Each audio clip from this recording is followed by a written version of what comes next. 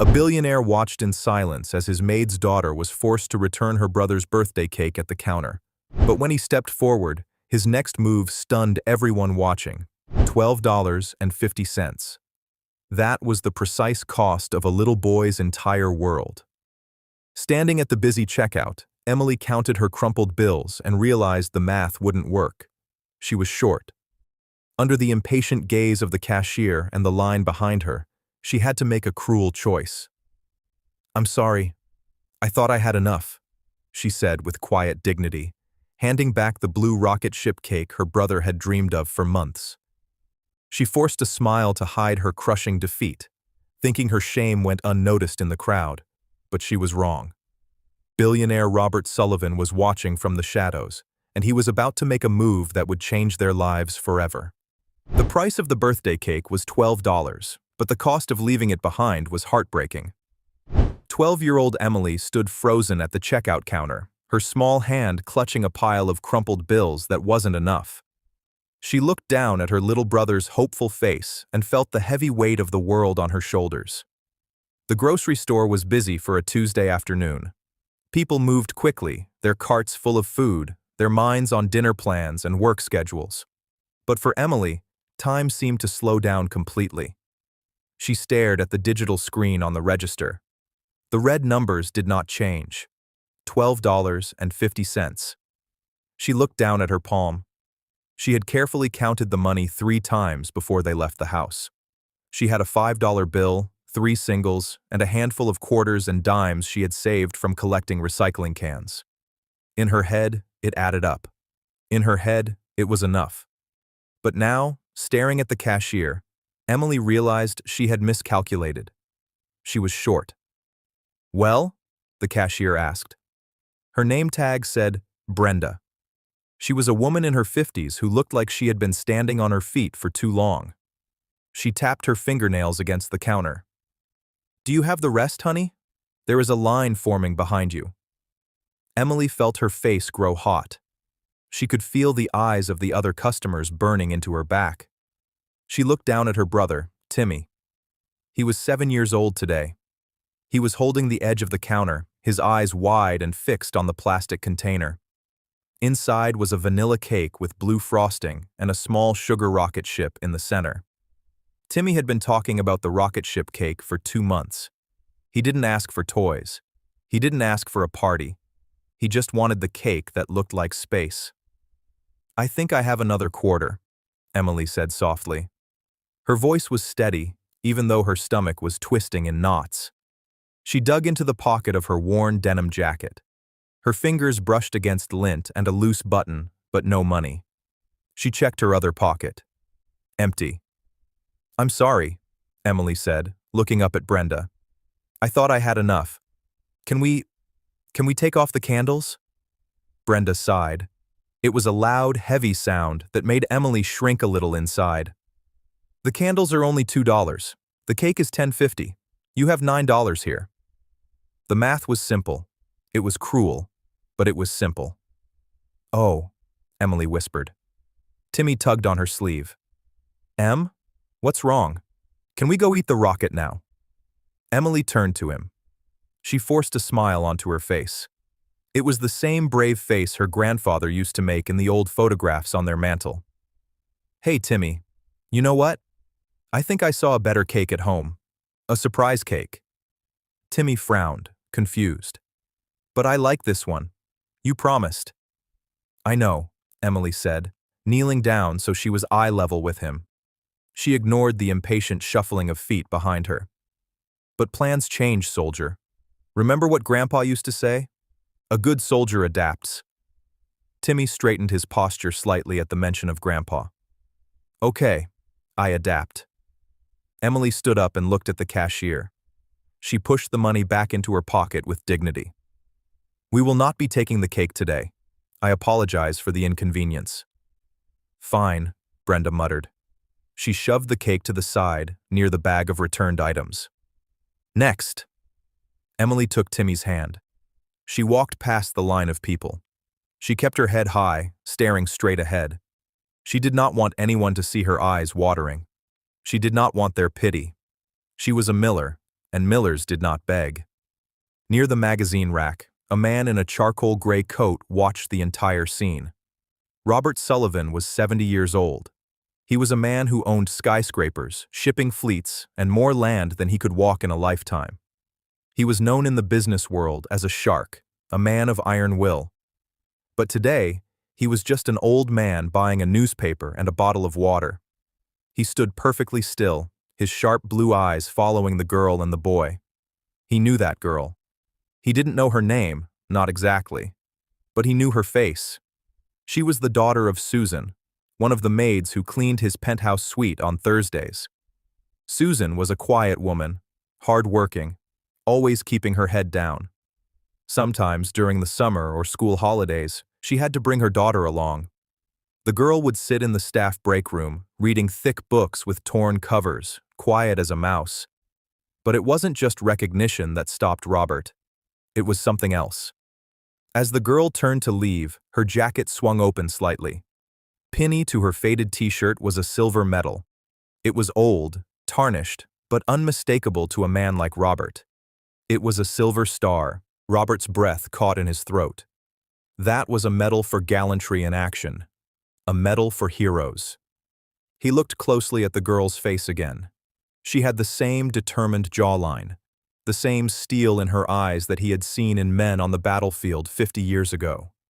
He watched her walk out the automatic doors, her hand firmly gripping her brother's. She didn't look back at the cake. She didn't cry. She just marched forward. "Excuse me, sir? Are you buying that water?"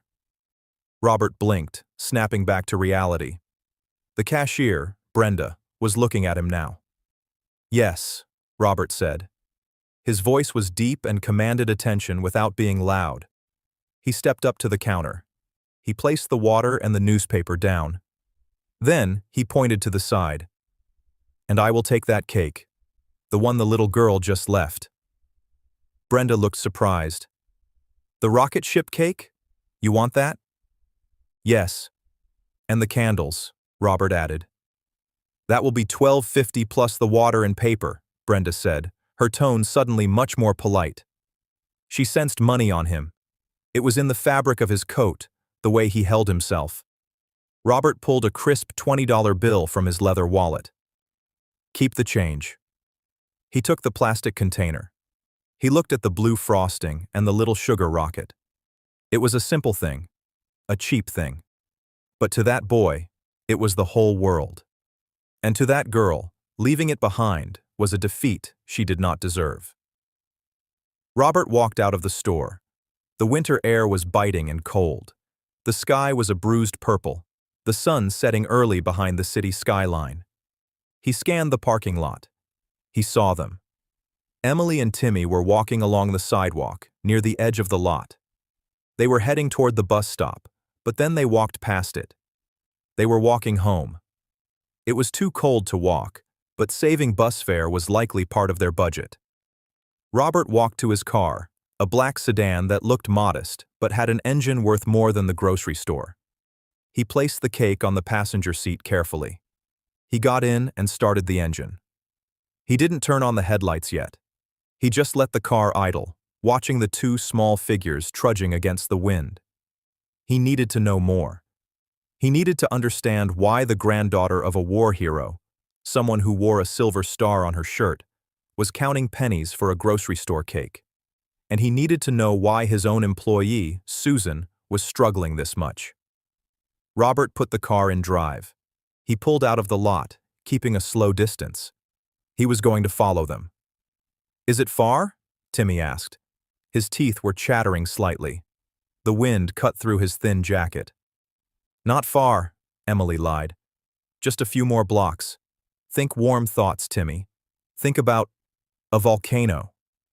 "Lava is hot," Timmy said, tucking his chin into his scarf. "Exactly. We are walking on lava rocks. We have to move fast so our shoes don't melt." Emily squeezed his hand. She felt terrible. She had failed. Today was the one day Timmy was supposed to feel special.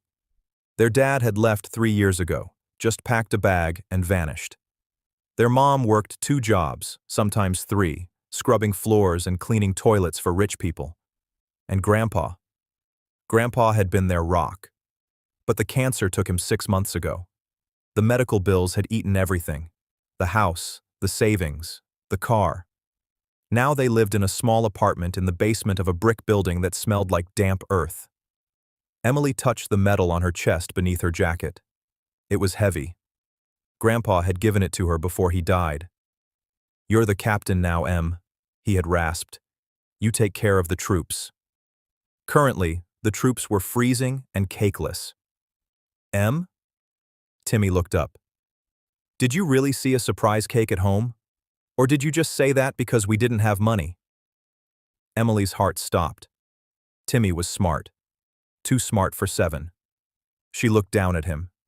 She couldn't lie to him. Not about this. "We didn't have enough money, Timmy," she said softly. "I'm sorry. I tried to save, but the price went up." Timmy was quiet for a moment. He kicked a small stone on the sidewalk. "It's okay. I don't need cake. I'm 7. 7 is big. Big kids don't need frosting." His maturity broke her heart more than his tears would have. He was trying to protect her feelings. "We will have something," Emily promised, her voice fierce. "Mom is bringing home leftovers from the restaurant job tonight. Maybe she has pie." "Pie is good," Timmy agreed weakly. They turned the corner onto their street. It was darker here. The streetlights flickered, and some were broken completely. The houses were narrow and sat close together. A black car drove slowly past them. Emily tightened her grip on Timmy's hand. Grandpa taught her to always be aware of her surroundings. "Head on a swivel, Emily." The car didn't stop, but it moved slowly. It was shiny and clean, out of place on this street where most cars had rust and dented bumpers. She watched it turn the corner and disappear. "Come on," she said, walking faster. "Almost there." They reached their building. It was a 3-story brick structure with peeling paint. They lived in Unit B, the basement level. To get there, they had to walk down a small set of concrete stairs below the sidewalk level. Emily unlocked the door. The air inside was warmer than outside, but not by much. They kept the heat low to save on the electric bill. "Shoes off," Emily commanded gently. Timmy kicked off his sneakers. "Is Mom home?" "Not yet. She works until 7 at the big house. Then she has the shift at the diner until midnight. Remember?" "Oh, yeah." Timmy slumped onto the worn-out sofa. The living room was small. A rug covered the cracks in the linoleum floor. On the wall, framed prominently, was a folded American flag in a triangle case. Next to it was a photo of a man in uniform, smiling a rugged, handsome smile. Sergeant William Miller. Emily went to the small kitchenette. She opened the cupboard. A box of crackers, a can of tomato soup, and half a jar of peanut butter. "Okay," she said to herself. "Birthday dinner." She could make tomato soup and put crackers in it. It wasn't a party, but it was warm. She filled a pot with water and the soup concentrate. As she stirred, she felt the tears finally stinging her eyes. She wiped them away angrily. Crying didn't fix anything. Crying didn't buy cake. Suddenly, there was a knock at the door. It was a firm, solid knock. Not the landlord, who pounded like he wanted to break the wood. Not the neighbor, who scratched lightly. Emily turned off the stove. She walked to the door and looked through the peephole. It was too high for her, so she dragged a chair over. She climbed up and looked. Standing there, in the dim light of the hallway, was an older man in a gray coat. He was holding a white plastic grocery bag in one hand and a familiar plastic container in the other. It was the man from the store. Emily's heart hammered against her ribs. Had she stolen something by accident? Was he the police? No, he didn't look like police. He looked rich. "Who is it?" Timmy whispered from the couch. "Shh," Emily hissed. "I know you are in there." The man's voice came through the door. It was deep and calm. "I am not here to harm you. I believe you forgot something at the store." Emily hesitated. Grandpa said never open the door for strangers. But this man had a voice that sounded like Grandpa's. It sounded like authority. She unlocked the deadbolt, but kept the chain on. She opened the door 2 inches. One blue eye peered out at him. "We didn't forget anything," Emily said firmly. "We just couldn't pay. I didn't steal." Robert Sullivan looked at the sliver of the girl's face. He saw the fear, but he also saw the defiance. "I know you didn't steal," Robert said. He lifted the cake container so she could see the blue frosting through the crack in the door. "But a soldier never leaves a man behind. And I believe this rocket ship belongs to your squad." Emily stared at the cake. Then she looked at the man's face. He wasn't smiling a fake smile.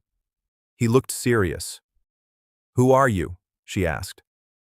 "My name is Robert," he said. "I know your mother, Susan, and I knew the man whose medal you are wearing." Emily froze. She unhooked the chain. She opened the door slowly. Robert stood there, the hallway light casting a long shadow. He stepped forward, not aggressively, but with purpose. "May I come in?" he asked.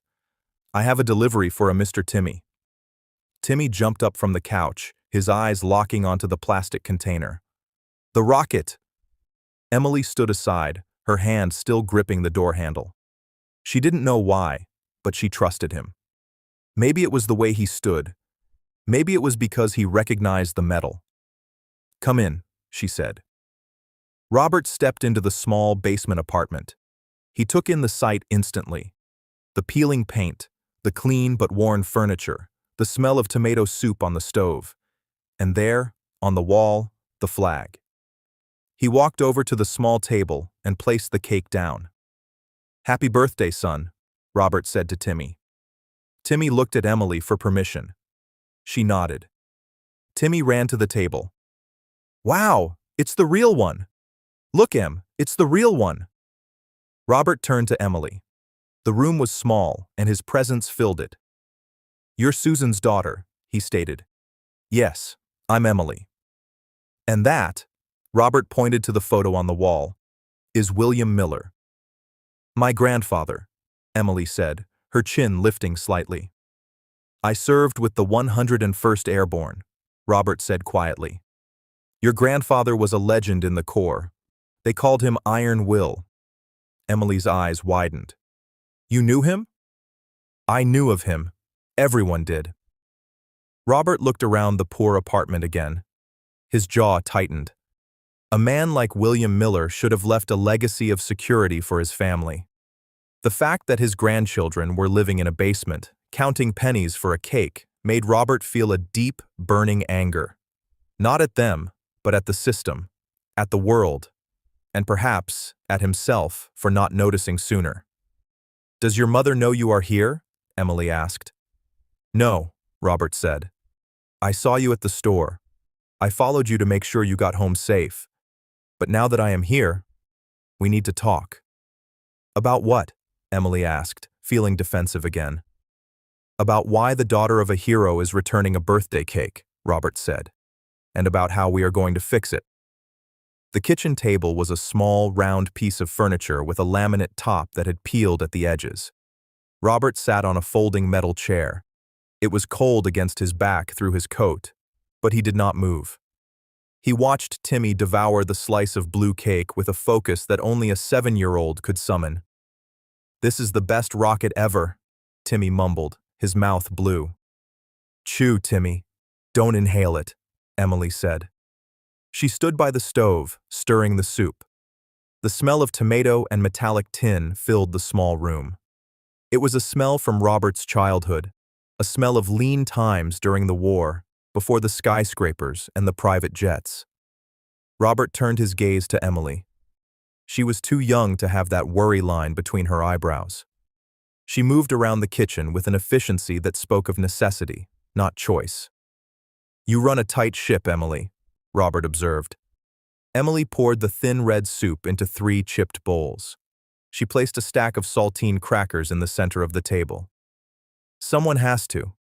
Mom is tired when she gets home. I try to have dinner ready." "Your mother works hard," Robert said. It was a statement, not a question.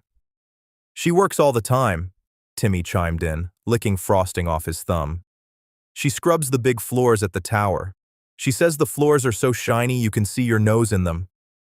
Robert flinched slightly. The tower was his building, the Sullivan Plaza. He walked those floors every day. He never thought about the hands that made them shine. He never thought about the knees that knelt on the marble to polish it. She does a good job, Robert said, his voice thick. The floors are indeed very shiny. Emily placed a bowl of soup in front of Robert. It's not much, but it's hot. Robert looked at the soup. He wasn't hungry, and he knew that every spoonful he ate was a spoonful taken from their mouths. But to refuse would be an insult to her hospitality. In this house, offering food was a sacrifice. Rejecting it was a sin. Thank you, Robert said. He picked up the spoon. It looks delicious. He took a small sip. It was watery and needed salt, but he ate it with the same respect he would show a five-star meal in Paris. So, Robert said, wiping his mouth with a paper napkin. Your grandfather, Iron Will. Did he tell you stories about the war? Emily sat down next to Timmy. She didn't start eating immediately. She watched Timmy to make sure he had enough crackers. Sometimes. Mostly he talked about the men. He said the medals didn't matter. He said the only thing that mattered was the guy standing next to you. Robert nodded slowly. He was right. Will was the best of us. I remember one time near the Ardennes. We were pinned down, cold, colder than this room. We had no food for 2 days. Timmy stopped chewing. His eyes went wide. Did you eat bugs? Robert chuckled, a dry, rusty sound. No bugs, but we ate snow to stop the hunger pangs. Your grandfather found a tin of peaches in an abandoned farmhouse.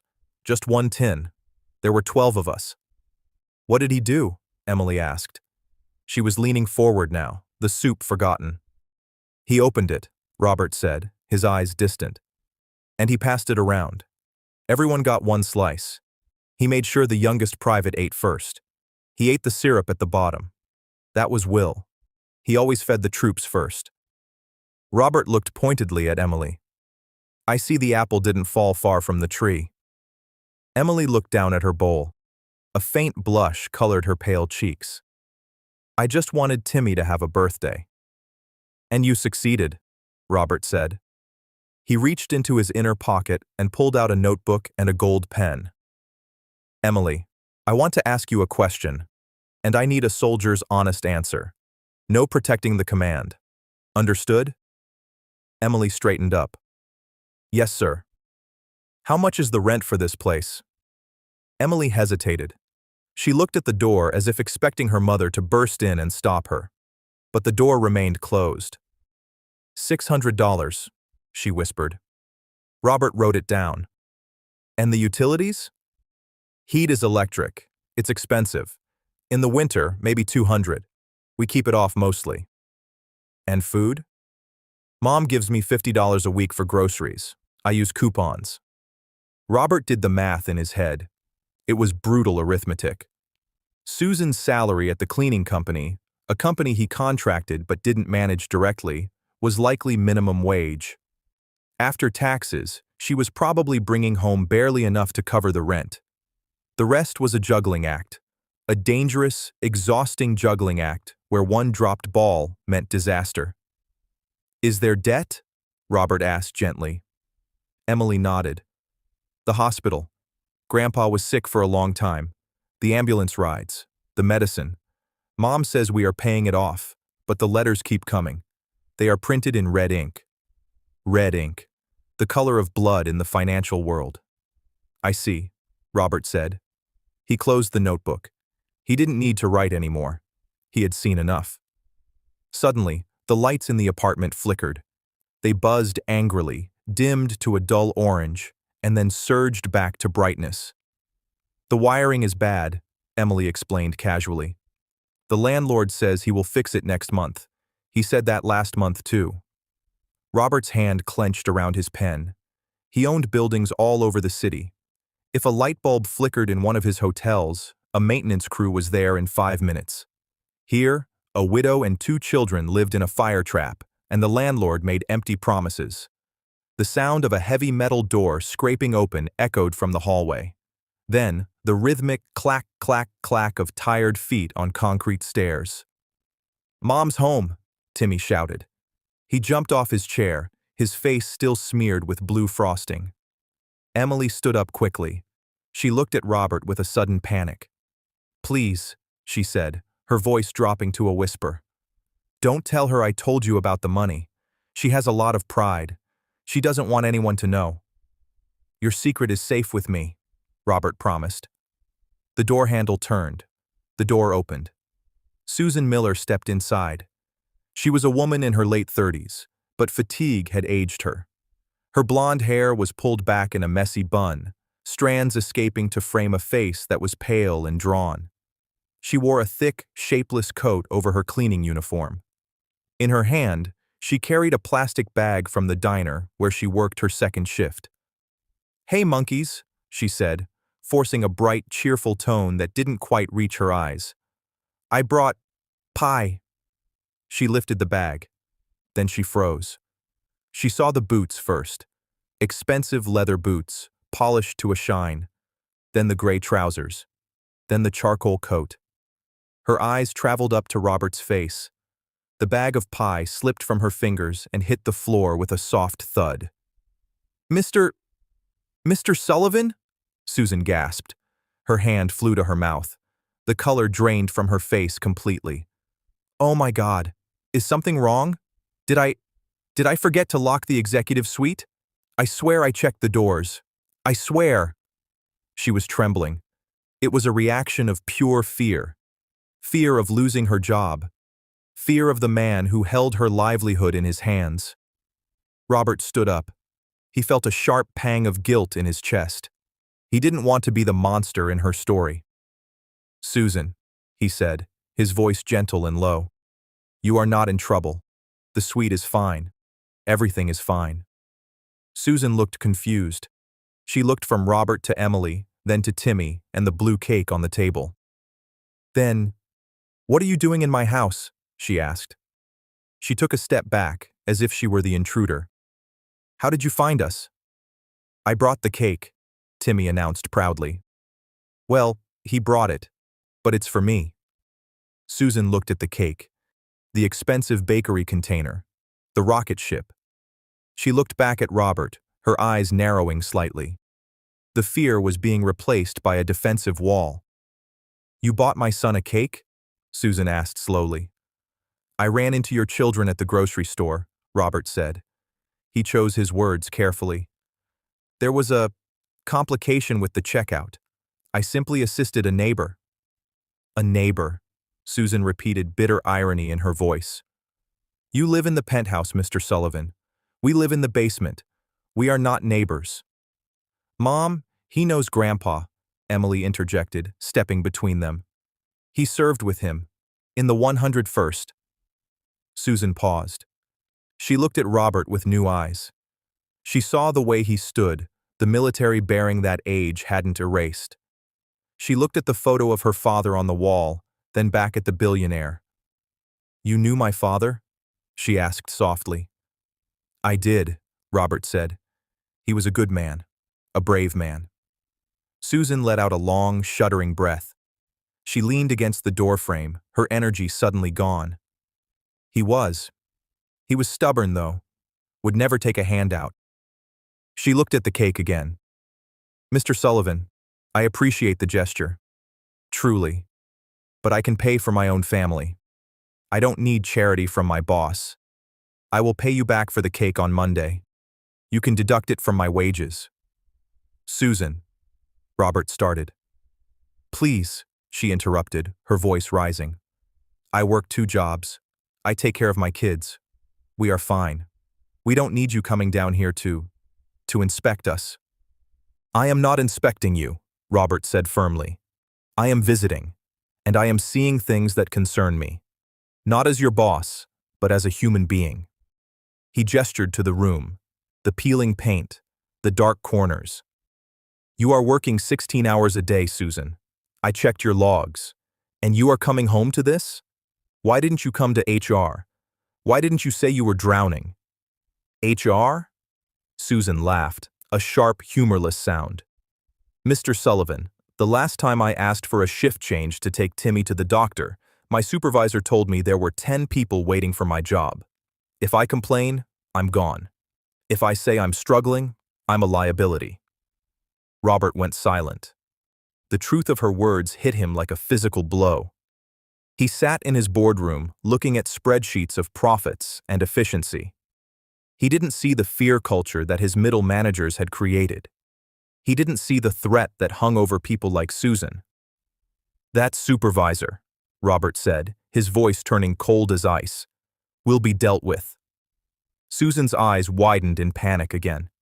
"No, please, don't say anything. If you make a scene, they will take it out on me when you leave. Please, Mr. Sullivan, just go. Thank you for the cake. Thank you for being kind to Timmy. But please leave us alone." She bent down and picked up the bag of pie.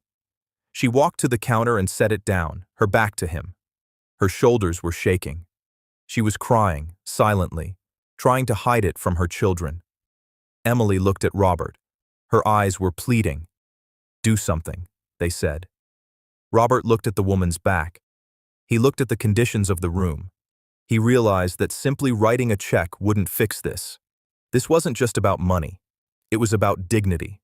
It was about a broken system that punished the hardworking. He couldn't just leave. If he walked out that door now, nothing would change. Monday would come, and Susan would be back on her knees scrubbing his floors, terrified of losing her pittance. "I cannot leave," Robert said. Susan turned around, wiping her eyes. "Excuse me?" "I cannot leave you here," Robert clarified. "Not tonight. The wiring in this building is a fire hazard. I saw the lights flicker. I smelled the ozone. It is not safe." "It's all we have," Susan said defensively. "It is not all you have available," Robert corrected. "Pack a bag." "What?" "Pack a bag for yourself and the children, just the essentials for tonight." "Where are we going?" Timmy asked, excitement bubbling in his voice. "I am not going anywhere with you," Susan said, crossing her arms. "I don't know what you think this is, but I am not some charity case you can just scoop up." "It is not charity," Robert snapped. His patience was fraying, not at her, but at the situation. "It is a command decision. I am condemning this apartment as unsafe. I own the insurance company that covers this block. I am declaring it a hazard." He was lying. He didn't own the insurance company for this specific block, probably. But he said it with enough authority that Susan hesitated. "I have a guest suite at the plaza," Robert said, softening his tone. "It is empty. It has heat. It has safe wiring. And it has room for a family. Just for tonight, Susan. Until I can get a safety inspector down here tomorrow to fix these wires. Please. Do it for the children." Susan looked at Timmy. He was shivering slightly, despite the coat. She looked at Emily. Emily nodded slightly. Susan's shoulders slumped. The fight went out of her. She was too tired to argue with a billionaire. "Just for tonight," she whispered. "And I pay for the taxi." Robert smiled, a small, sad smile. "We can discuss the transportation logistics later. Get your things." As Susan went to the back room to pack, Robert looked at the photo of William Miller on the wall. The sergeant seemed to be looking back at him, judging him. "I'll fix this, Will," Robert thought. "I promise you. I'll make it right." But Robert didn't know yet that the wiring wasn't the only thing broken in Susan's life. And he didn't know that by taking them out of this basement, he was about to unleash a storm of gossip and trouble that would threaten everything he had built. The ride to Sullivan Plaza was silent. The city lights blurred past the windows of the luxury sedan, streaks of gold and red against the dark glass. Inside, the car was a sanctuary of quiet warmth. The heated leather seats seemed to hug the frozen children. Susan sat in the front passenger seat. She sat stiffly, her hands clutching her purse in her lap. She did not lean back. She stared straight ahead, her jaw set tight. She was a woman entering enemy territory, or so she felt. This was her boss's car. This was a line that should not be crossed. In the back, Timmy was already asleep. The heat and the full stomach had knocked him out. Emily sat awake, her eyes moving from the back of her mother's head to the man driving. Robert drove with easy confidence. He didn't have a chauffeur tonight. He liked to drive himself when he needed to think. And tonight, his mind was racing. "We are here," Robert announced softly as he pulled up to the curb. He didn't pull into the underground garage where the staff entered. He pulled right up to the grand front entrance. The doorman, a man named Henry, who had worked there for 20 years, stepped out briskly. Henry opened the door. "Good evening, Mr. Sullivan. I didn't expect you back, so—" Henry stopped. He saw the woman in the cleaning uniform in the front seat. He saw the sleeping boy and the girl in the worn denim jacket in the back. "Henry," Robert said, stepping out and buttoning his coat. "Please park the car. These are my guests." "Guests, sir?" Henry blinked, regaining his composure. "Of course. Right away." Susan stepped out. She looked small against the towering glass facade of the building she cleaned every day. Usually, she entered through the service door in the alley. She punched a clock next to the dumpsters. Tonight, she was walking on the red carpet. "I can carry him," Susan said, reaching for the sleeping Timmy. "I have him," Robert said. He reached into the back and lifted the 7-year-old with surprising strength for a man of 70. Timmy stirred but didn't wake. He just rested his head on Robert's expensive cashmere coat. "Come," Robert said. They walked through the lobby. It was a cavern of marble and gold. Susan usually saw this floor at 2 a.m. when she was buffing the stone. Seeing it now, with the chandeliers fully lit, she felt dizzy. They took the private elevator. The numbers climbed higher and higher. 10, 20, 40, 60. "My ears popped," Emily whispered. "Swallow hard," Robert advised kindly. "It helps." The elevator doors opened directly into the penthouse. If the lobby was grand, this was a different world entirely. It was a world of vast, open space. Floor-to-ceiling windows revealed the entire city spread out like a glittering map. The furniture was modern, sleek, and sparse. It was beautiful, but it was cold. It looked like a museum, not a home. Robert carried Timmy to a plush sofa and laid him down gently. He took a throw blanket made of thick wool and covered the boy. "The guest wing is down that hall," Robert said, pointing to the left. "There are 3 bedrooms. Each has a bathroom. You will find fresh towels and robes." Susan stood in the center of the room. She hugged her arms around herself. She looked at the polished floors. She knew exactly which wax was used on them. She knew how hard it was to get scuff marks off this specific type of wood. "Mr. Sullivan," Susan said, her voice shaking slightly. "This is too much. We can't stay here. I'll call a cab. I can't be here." "Why?" Robert asked. He walked over to a small bar and poured a glass of water. He brought it to her. "Because I clean this place," Susan blurted out. The exhaustion was cracking her composure. "I clean your toilets, Mr. Sullivan. I empty your trash. I can't sleep in your guest room. It's not right. It confuses everything." Robert placed the glass of water in her hand. He looked her in the eye. "Susan, look at me." She looked up. Her eyes were red-rimmed and desperate. "You are not cleaning tonight," Robert said firmly. "Tonight, you are a mother who needs a safe roof for her children, and I am a man who has too much roof and not enough family.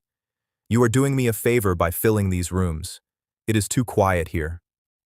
He turned to Emily, who was staring out the window at the city lights. "Emily, what do you see?" Robert asked. "Everything," she breathed. "It looks like stars, but on the ground." "It does," Robert agreed. "Perspectives change depending on where you stand. Sometimes you need to come up high to see where the paths lead. Your grandfather and we spent a lot of time in muddy trenches looking up at the sky. We promised ourselves that if we made it home, we wouldn't spend our lives in the mud. He looked back at Susan. Will Miller fought for a better life. Do not dishonor his fight by refusing a safe harbor when the storm hits. Susan lowered her head. The mention of her father always disarmed her. She took a sip of the water. Her hand was trembling.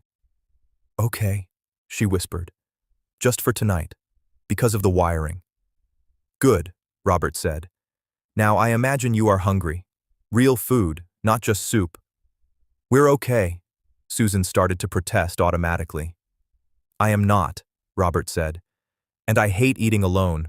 I'm going to make sandwiches, grilled cheese. It is the only thing I know how to cook without burning the building down. A small, genuine smile touched Emily's lips. You can cook? I can melt cheese on bread, Robert corrected. Come on, I need a sous chef. 30 minutes later, the atmosphere had shifted. The kitchen was a marvel of stainless steel and granite, but it smelled like butter and toasted bread. They sat at the kitchen island, not the formal dining table. Timmy had woken up, smelled the food, and wandered in, sleepy but hungry. They ate grilled cheese sandwiches and tomato soup, but this soup was from a gourmet pouch Robert found in the pantry, rich and creamy. Susan ate slowly. With every bite, her shoulders dropped a fraction of an inch. The warmth of the room, the safety, the food, it was seducing her defenses.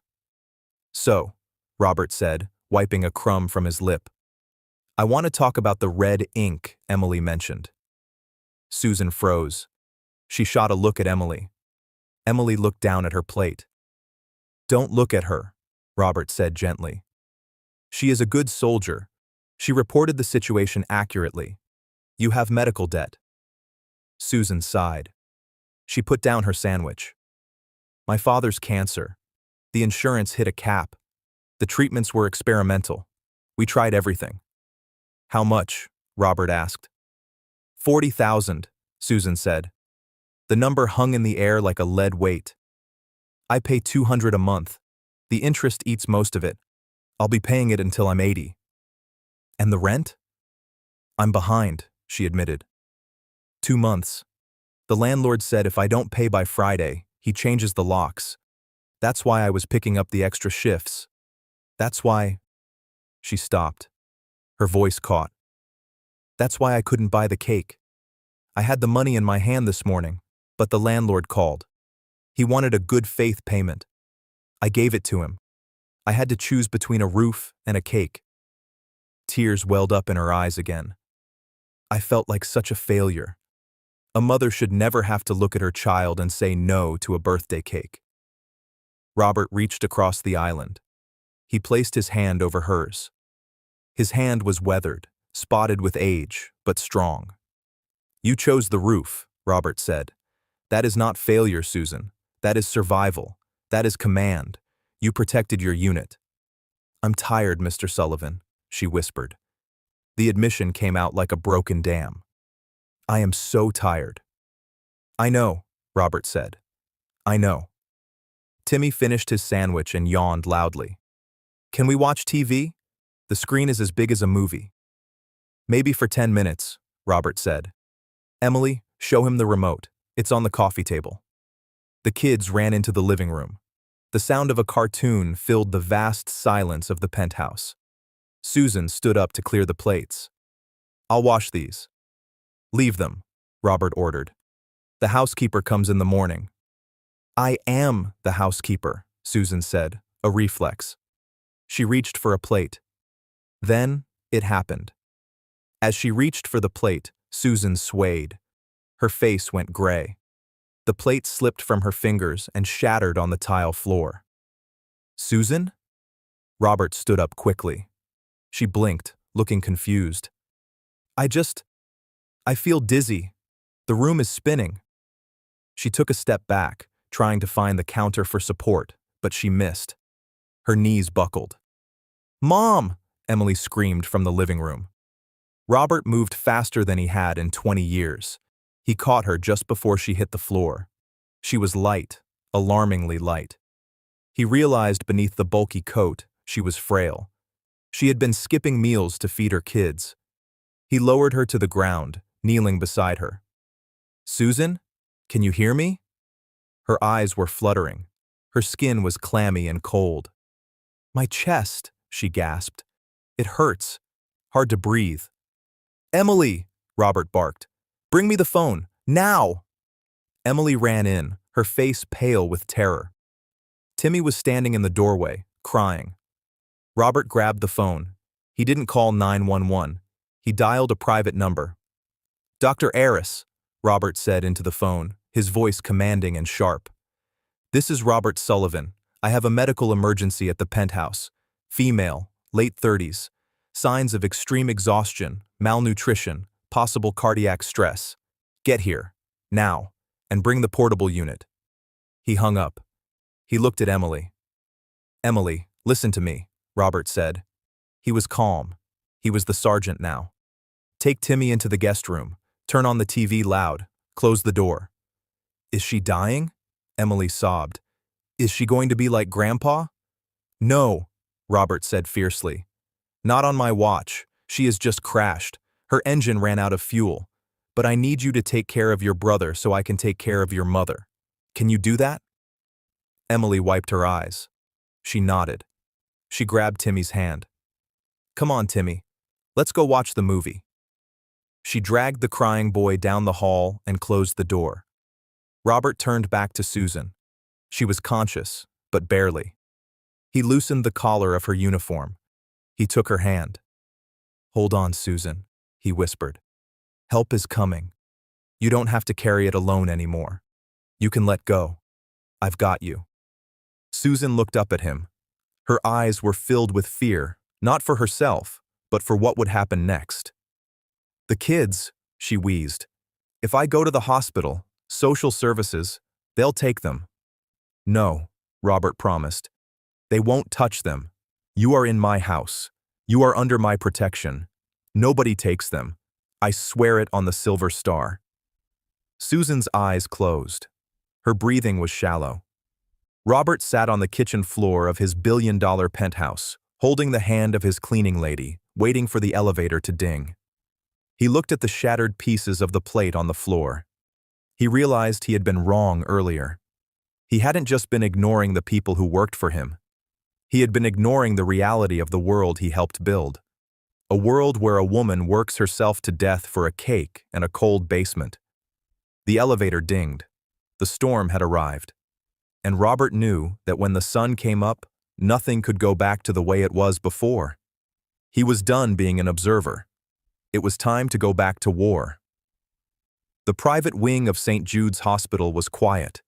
It smelled of lavender and antiseptic, a sharp contrast to the damp earth smell of the basement apartment. Susan lay in a bed with crisp white sheets. An IV line ran into her arm, delivering fluids and vitamins. She was asleep, her face peaceful for the first time in years. The deep lines of worry around her eyes seemed to have smoothed out. Robert stood by the window, looking out at the parking lot below. It was 3 a.m. He hadn't slept. The door opened softly. Dr. Aris stepped in, holding a clipboard. She is stable, the doctor said, keeping his voice low. It was exactly what you thought. Extreme exhaustion, dehydration, and stress-induced arrhythmia. She has been running on fumes, Robert. Another week of this, and her heart might have just stopped. Robert nodded slowly. He felt a cold weight in his stomach. She was working in my building, he said, more to himself than the doctor. She was collapsing right under my feet, and I was worried about stock prices. You are fixing it now, Aris said. She needs rest. Real rest. Not just a weekend off. She needs months to rebuild her reserves. She will get it, Robert promised. And the children? They are asleep in the waiting room suite. I didn't want to send them away. Dr. Aris patted Robert on the shoulder. You did a good thing tonight. Most people would have just called an ambulance and walked away. I didn't do a good thing, Robert corrected him grimly. I did a necessary thing. There is a difference. The next morning, the sun rose cold and bright. Robert had his assistant bring fresh clothes for the children and Susan. He also made 2 phone calls. At 9 a.m., A man named Mr. Henderson arrived at the hospital waiting room. Henderson was the regional manager for the cleaning contractor that serviced Sullivan Plaza. He looked nervous, clutching his briefcase like a shield. "Mr. Sullivan," Henderson stammered, "I came as soon as you called. Is there a problem with the contract?" Robert sat in a leather chair, still wearing his clothes from the night before. He looked tired, but his eyes were dangerous. "Sit down, Henderson." Henderson sat. "I have an employee of yours in that room." Robert pointed to Susan's door. "Susan Miller. Do you know her?" I believe I've seen the name on the roster. Level 4 sanitation?" "She collapsed last night from malnutrition and exhaustion," Robert said calmly. "She was working double shifts because she was terrified of losing her job. She told me that her supervisor threatened to replace her if she asked for time off to take her sick child to the doctor." Henderson paled. "Sir, I assure you, that is not our company policy." "It is your culture," Robert snapped. "And it happens in my building. That makes it my problem." Robert leaned forward. "Here is what is going to happen. You are going to fire that supervisor today. And then, you are going to rewrite your entire HR policy regarding sick leave and wages for the staff in my buildings. If you don't, I cancel the contract, and I will make sure every other building owner in this city knows why." That will cost us a fortune," Henderson squeaked. "It will cost you less than losing my business," Robert said. "Fix it, or get out." Henderson scrambled to his feet and left, sweating. Next, Robert picked up his phone. He dialed the number Emily had given him for the landlord. "Hello?" a gruff voice answered.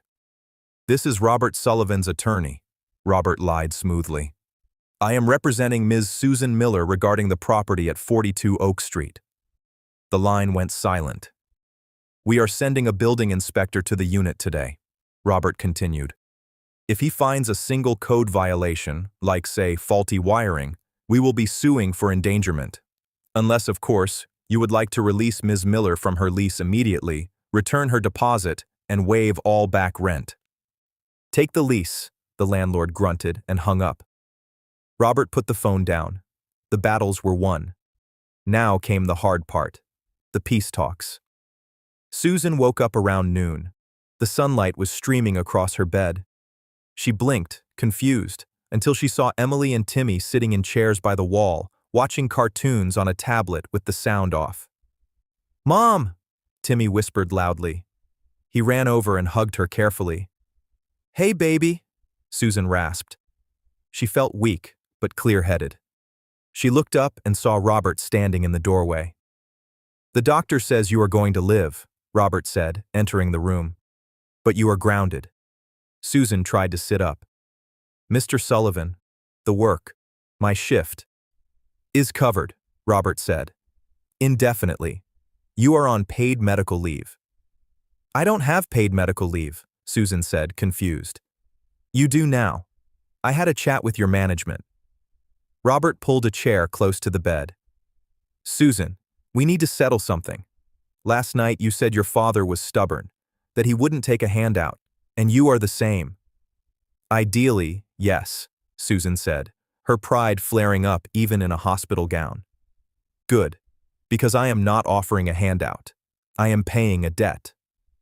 Robert reached into his pocket and pulled out an old, worn photograph. It was black and white, creased down the middle. It showed a group of soldiers sitting on a tank, eating from tin cans. He pointed to a man in the center, laughing, with a cigarette behind his ear. "That's my dad," Susan whispered. "That's Will." "And that," Robert pointed to a skinny, scared-looking boy next to him, "is me." Susan looked closer. The boy in the photo looked nothing like the billionaire standing before her. He looked hungry and terrified. "I was the youngest private in the squad," Robert said, his voice thick with emotion. "I told the kids a story last night about a peach tin, about how Will fed the youngest first. That was me, Susan. I was the one he fed." Tears filled Robert's eyes.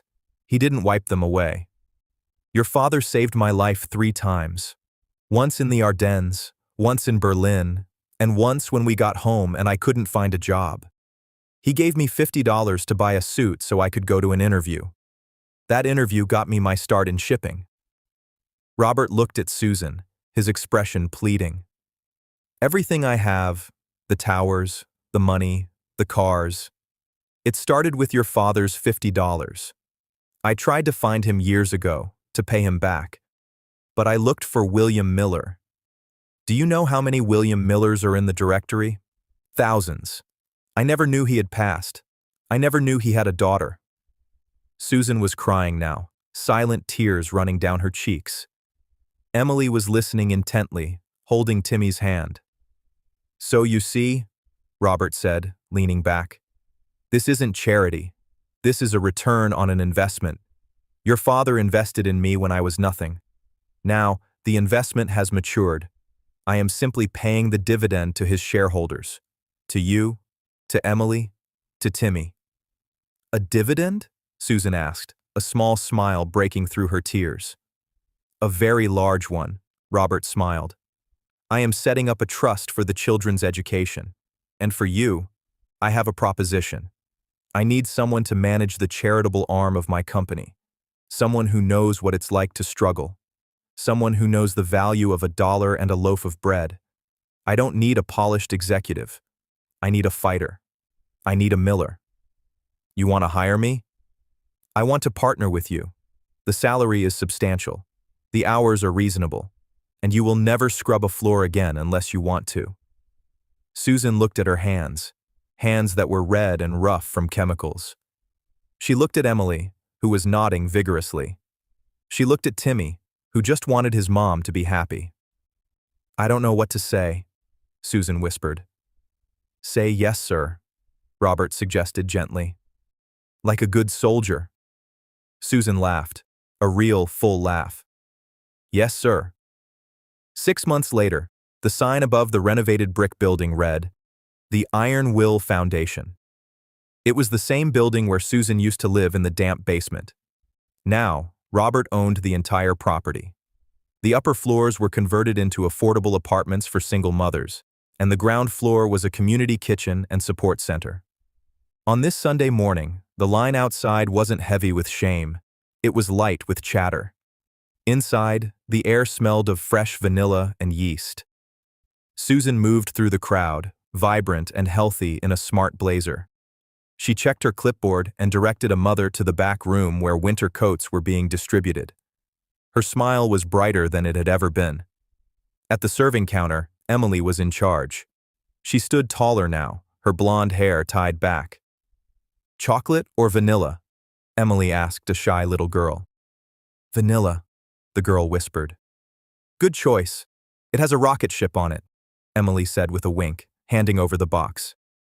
Behind the counter, wearing a white apron over his charcoal suit, was Robert Sullivan. He was scooping potato salad with the same intense focus he once used for corporate board meetings. He looked happier than he had ever appeared on the cover of any business magazine.